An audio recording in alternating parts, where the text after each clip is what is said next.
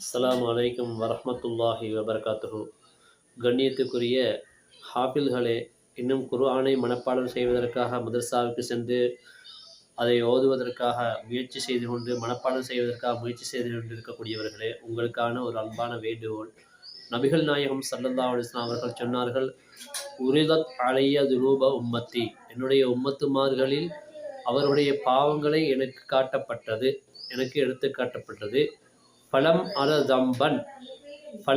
தம்பன், நான் எந்த ஒரு பாவத்தையும் பார்க்கவில்லை. ஆதமு மின் சூரத்தில் குர்ஆன் ஓ ஆயத்தின் ஊத்திஹா ரஜுலுன் சும்ம நசீஹா. நபிகள் நாயகம் ஸல்லல்லாஹு அலைஹி வஸல்லம் சொன்னார்கள், எனக்கு உம்மத்துமார்களுடைய பாவங்கள் எனக்கு எடுத்து காட்டப்பட்டது. நான் அதிலே மிகப்பெரிய பாவமாக வேறு எதையும் பார்க்கவில்லை. குர்ஆனில் இருந்து ஒரு சூறாவையோ அல்லது சில ஆயத்துக்களையோ மறந்தவரை போல என்றாங்க.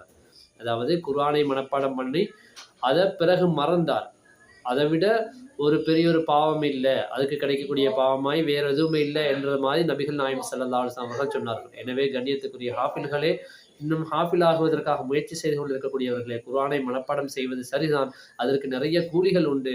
அதற்காக மறுமை நாளில் உங்களுடைய பெற்றோர்களுக்கும் தலையிலே தங்க கிரீடங்கள் வைக்கப்படும்.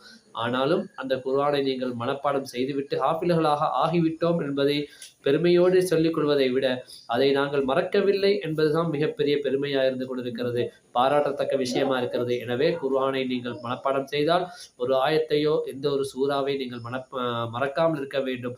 ஏனென்றால் அதைவிட ஒரு பெரிய பாவத்தை நாம் பார்க்கவில்லை என்று நபிகள் நாயகம் ஸல்லல்லாஹு அலைஹி வஸல்லம் சொல்லியிருக்கிறார்கள்.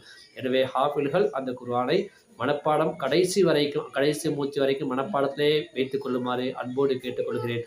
அஸ்ஸலாமு அலைக்கும் வரஹ்மத்துல்லாஹி வபரகாத்துஹு.